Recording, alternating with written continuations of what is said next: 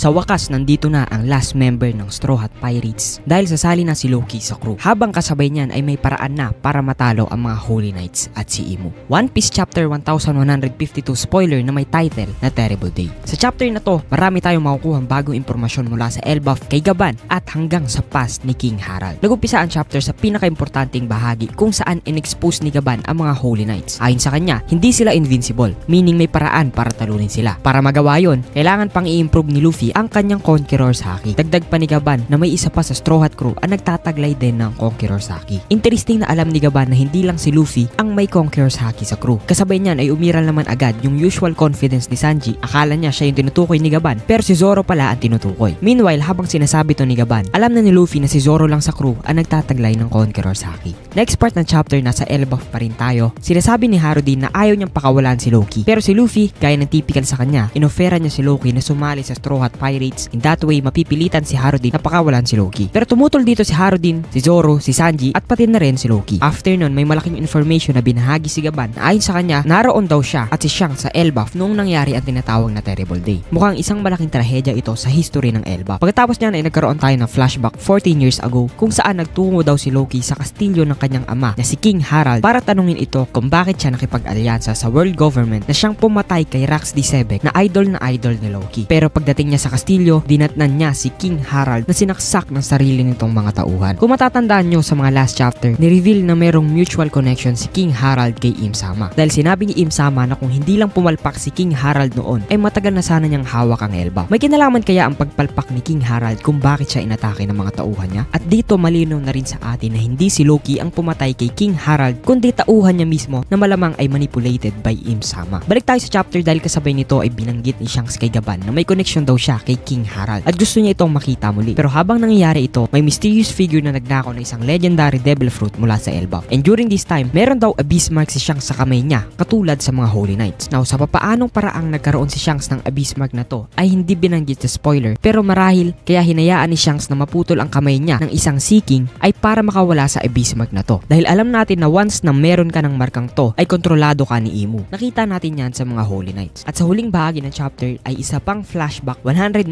years ago kung saan makikita natin ang batang Harald na nanggugulo at naninira ng isang human kingdom. At dyan nagtatapos ang chapter. Most likely ang Terrible Day na tinutukoy sa chapter ay mukhang turning point hindi lang para sa Elbaf kundi para rin sa story ni Shanks at Gaban at baka pati ng world government mismo. Sa part naman ng pagsali ni Loki sa crew ay kung sakaling mangyari ito, gugulatin ito ang buong mundo dahil kung maalala nyo, minsan nang sinubukan ni Big Mom na ipakasal si Lula kay Loki dahil sabi niya having Loki in her crew ay may kakayahan na silang talunin ang ibang Yonko katulad ni Shanks, Whitebeard at Kaido. Ganun na lang kalakas si Loki para kay Big Mom. Kaya kung sakaling maging Straw Hat si Loki, napakalaking power up neto para sa crew. At dito na nagtatapos ang spoiler, abangan na lang natin ang full chapter para mas maging malinaw pa ang chapter na to. So yun lang, maraming salamat, peace.